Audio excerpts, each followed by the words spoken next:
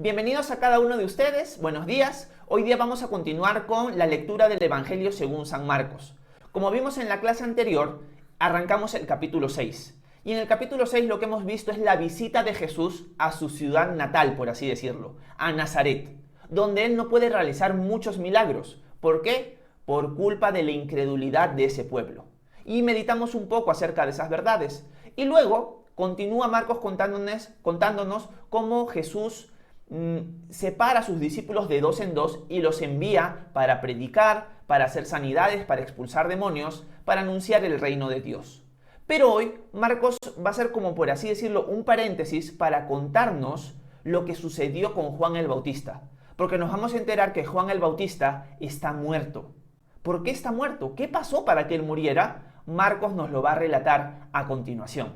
Así que entremos de lleno al capítulo 6, al versículo 14, y leamos qué es lo que Marcos nos sigue narrando con respecto al ministerio público de Jesús.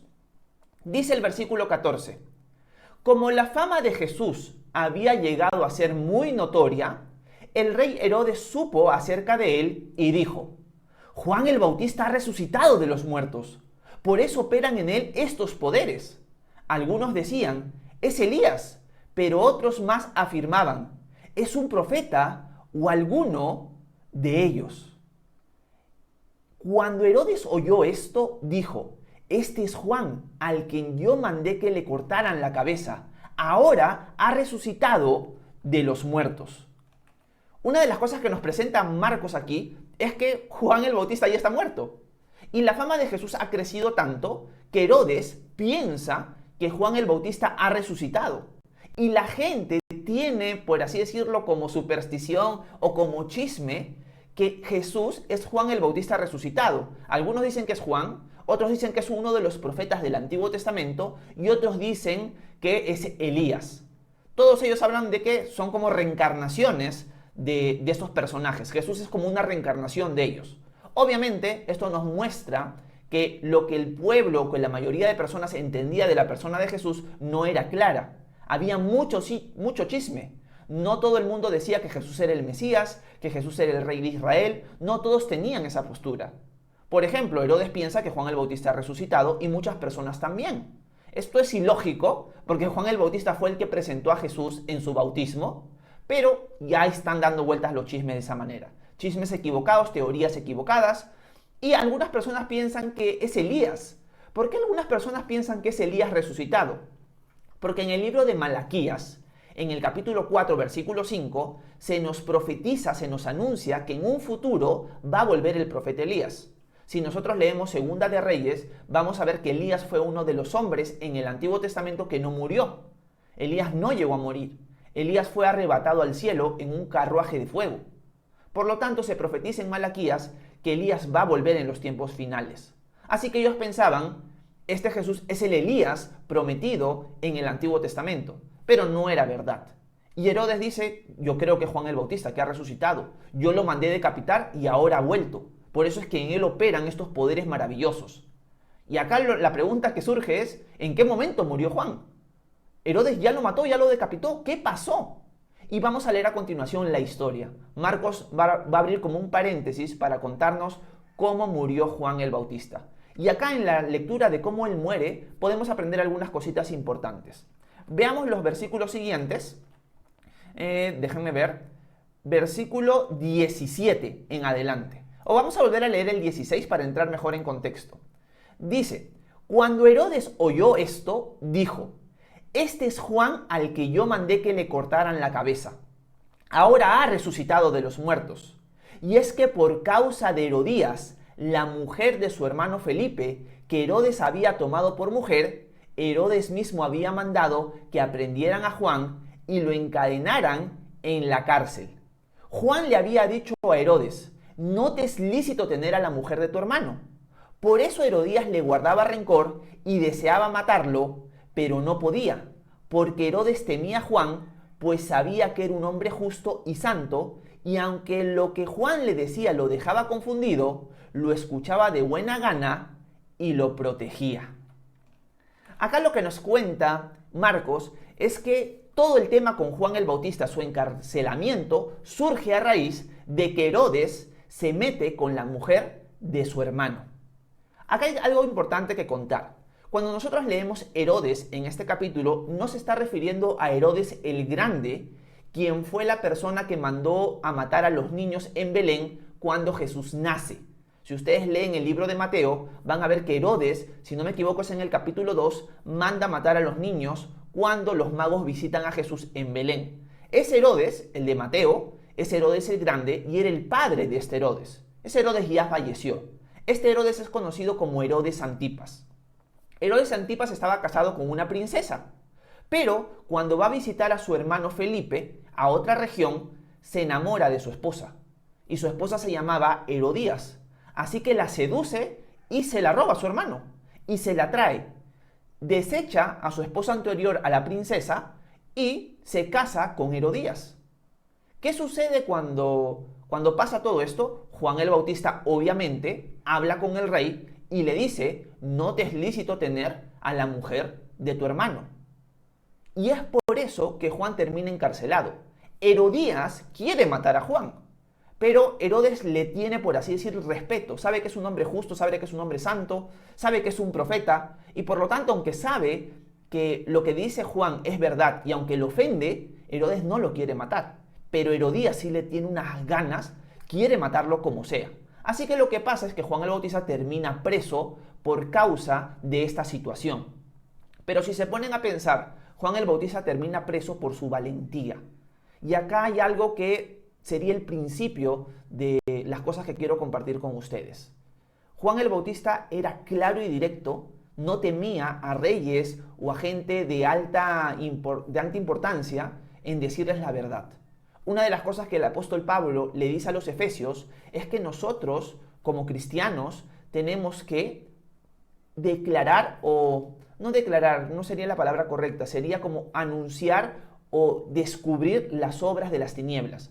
¿A qué me refiero? El apóstol Pablo va a decir que nosotros no tenemos que ver nada con las obras de las tinieblas, sino más bien tenemos que denunciarlas.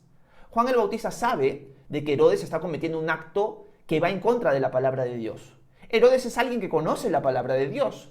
Él gobierna en Israel, él gobierna en Galilea. Por lo tanto, él conoce la Escritura. Así que Juan está en todo su derecho de decirle sus verdades en su cara. Lo que estás haciendo está mal, es contrario a la voluntad de Dios. Esta actitud que tiene Juan debería ser una actitud que nosotros debemos tener.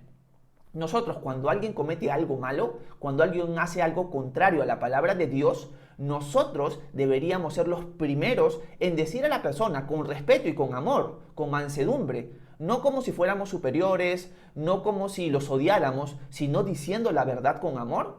Lo que estás haciendo es contrario a la voluntad de Dios, lo que estás haciendo Dios lo aborrece. Eso no está mal. Hacerlo, declararlo, decirlo, denunciarlo, es lo que nos corresponde a nosotros. ¿Por qué? Porque cuando Jesús estuvo aquí en la tierra, Él, hablándole a sus discípulos en el Sermón del Monte, les dijo que nosotros deberíamos ser luz y sal.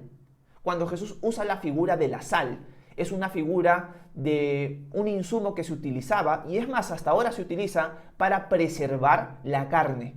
La sal es un insumo que se utiliza, por ejemplo, para conservar pescados, para conservar carnes, para que no se descompongan. O sea, es un agente que preserva de la corrupción. Por lo tanto, nosotros como discípulos de Cristo somos instrumentos que preservan este mundo de la corrupción a la que va hacia camino, a que apunta hacia esa dirección. El mundo cada vez se corrompe más. Nosotros como discípulos de Cristo deberíamos ser las personas que evitamos o que retardamos la corrupción de este mundo. Por eso es que somos luz y sal. Por eso es que somos llamados por Jesús luz y sal. Por lo tanto, cuando vemos cosas que llevan a este mundo a la corrupción, nosotros deberíamos ser los primeros en decir: lo que se está haciendo está mal, lo que se está haciendo no agrada a Dios. Por más que las personas crean o no en Dios, nosotros tenemos que hablarlo públicamente y decirlo con amor, pero con firmeza. Al igual que Juan el Bautista.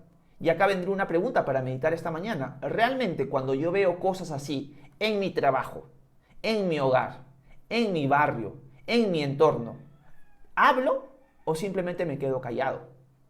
Hay cosas que nosotros tenemos que dejar muy claro cuando suceden a nuestro alrededor y decir, lo que se está haciendo está mal, yo no estoy de acuerdo con esto.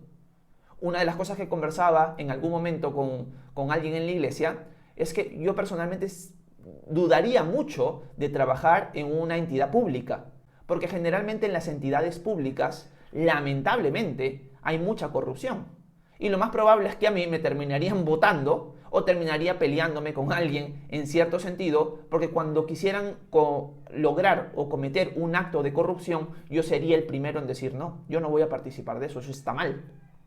Por lo tanto, nosotros como cristianos, donde nos encontramos, debemos ser luz y sal, como Juan el Bautista. Y no temer a nuestros jefes, a nuestros superiores, a gente importante en la sociedad, sino como Juan le está hablando al mismo rey. El rey tenía la potestad de decir, ¿sabes qué? Te corto la cabeza ahorita, por tus palabras. O sea, ¿quién eres tú para hablarme a mí? Pero Juan temía más a Dios que al hombre.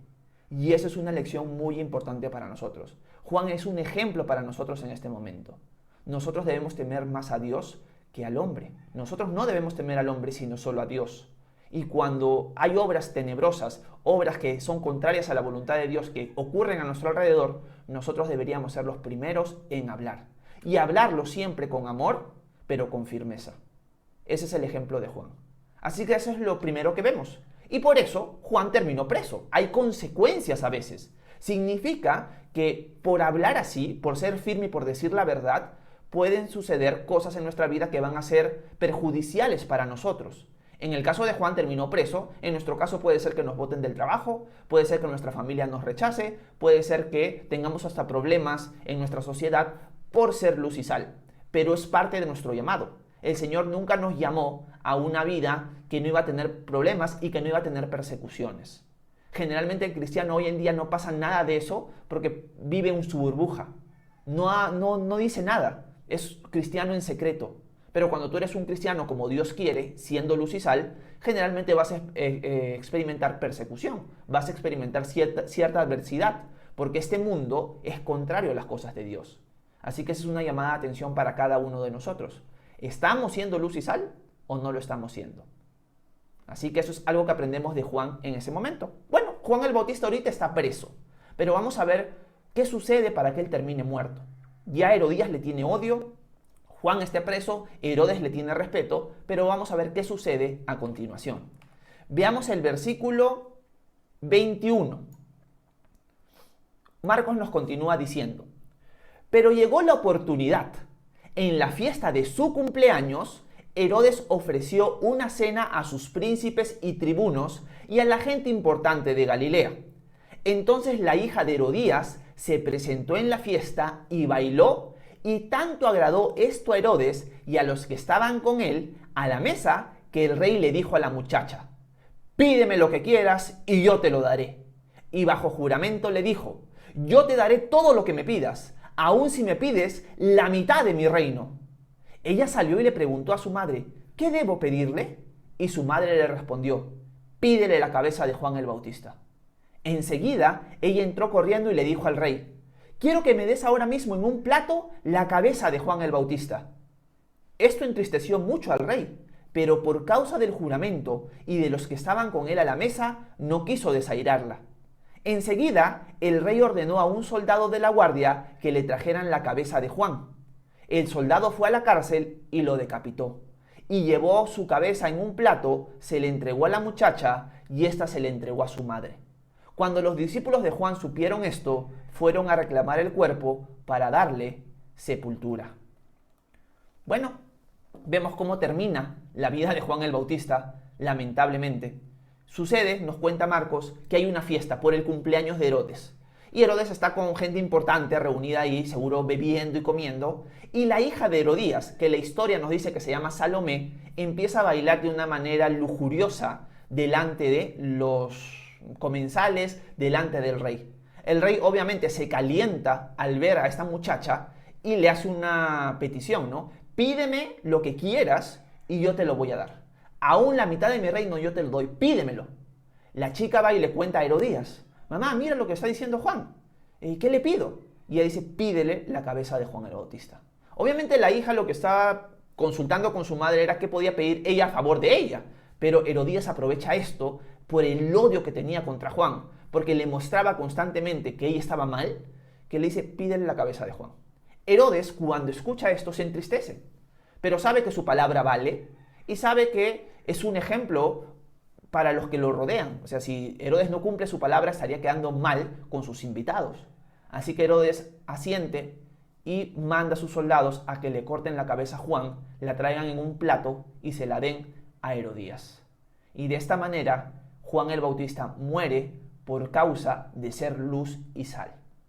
Acá hay varias cosas importantes que me gustaría meditar. Acá podemos rescatar algo de este terrible acto vil de Herodes que puede ser provechoso para nosotros.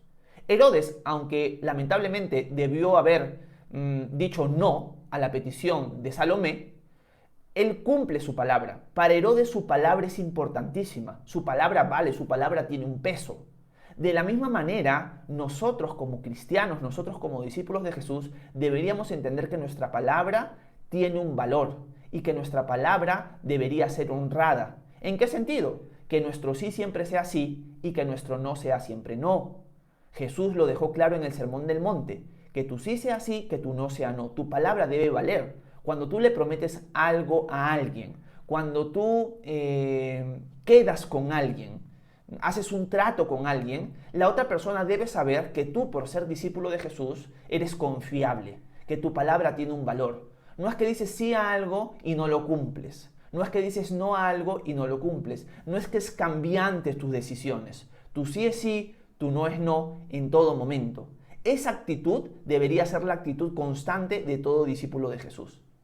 En el caso de Herodes, alguien que no conoce al Señor, alguien que es impío, alguien que es malévolo, para él, dentro de esa cultura, su palabra tenía un valor. Para nosotros hoy en día nuestras palabras no valen nada. Le puedo decir sí a alguien, le puedo decir no a alguien, pero al final no lo cumplo. Y la gente ya no confía en nosotros. ¿Por qué? Porque nuestra palabra no vale. Nosotros debemos volver a eso. Que nuestra palabra sea valiosa. Que nosotros seamos conocidos por siempre decir la verdad. Y que nuestros juramentos, nuestras promesas, nuestra palabra en sí tenga un peso, tenga un valor. Y que la gente lo sepa. De esa manera estamos reflejando correctamente a Jesús. Y lo segundo, y con esto quiero terminar, es que en la vida de Juan estamos viendo las promesas de Jesús para nosotros con respecto a las persecuciones. El día de ayer, cuando hablaba acerca de que Jesús envía de 2 en 2 a sus discípulos, les dije que les recomendaría leer Mateo capítulo 10, donde Mateo expande más ese sermón a sus discípulos que los envía de 2 en 2 y los prepara. Si ustedes leen toda la prédica de Mateo capítulo 10, que es un sermón, una prédica para los apóstoles, cuando Él los envía de 2 en 2, van a ver que la mayoría de lo que Jesús les enseña a sus discípulos en ese momento tiene que ver con la persecución. Jesús en todo momento a sus discípulos les avisó, les advirtió de que obedecerlo a Él y seguirlo a Él iba a ser complicado, que iban a haber tormentas, que iban a haber persecuciones, que muchos iban a morir por causa de su nombre. Jesús nunca nos llama a nosotros sin dejarnos eso claro. Seguirlo a Él significa que podemos terminar como Juan el Bautista. Significa que el mundo nos puede rechazar y terminar matando. Hoy en día hay hermanos en la fe en otras partes del mundo donde por ser cristianos nada más, su vida está en peligro. Pueden terminar presos o pueden terminar muertos. Esa es una realidad en otras partes del mundo. Felizmente, gracias a Dios, en nuestra parte del mundo, en Occidente, no tenemos ese tipo de persecución, pero podría llegar. La pregunta que tenemos que hacernos es la siguiente: ¿estoy dispuesto a seguir a Jesús a pesar de que mi vida esté en peligro? ¿Estoy dispuesto a seguir a Jesús con toda mi vida? Que si alguien me quiere quitar la vida por causa de que yo soy discípulo, no lo voy a negar. ¿Estoy dispuesto a eso? Jesús nos llama a eso. Si tú no estás dispuesto a eso, no sigas a Jesús. Porque Jesús demanda eso de nosotros. Todos aquellos que lo sigamos tenemos que tener claro de que tenemos que cargar nuestra cruz. Él dijo: el que quiera seguirme, nieguese a sí mismo, cargue su cruz y sígame. Cuando Él dice cargue su cruz, significa está dispuesto a morir por mí. Así que parte de seguir a Jesús significa que vamos a pasar persecución, sea de una manera o sea de otra. Sea una persecución suave, simplemente rechazo, burlas, o puede ser la vida misma. Jesús en el Sermón del Monte En las bienaventuranzas va a decir que bienaventurados los que pasan persecución, porque ellos heredarán el reino de Dios. Así que algo que tenemos que meditar hoy es que si estás pasando persecución, burlas, por causa de seguir a Jesús, no lo veas como algo extraño.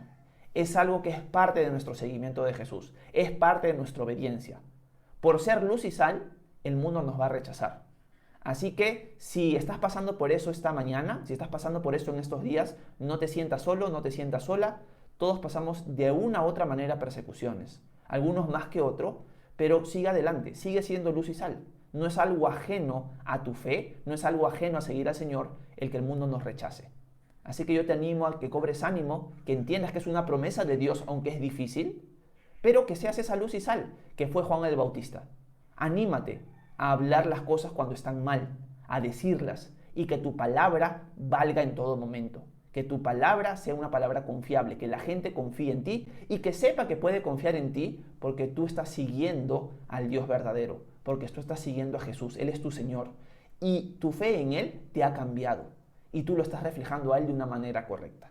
Así que los animo a eso, a meditar en estas verdades esta mañana. Si tienen alguna pregunta de lo que hemos leído hoy, déjenmela en los comentarios, que a continuación las voy a responder. Que Dios los bendiga.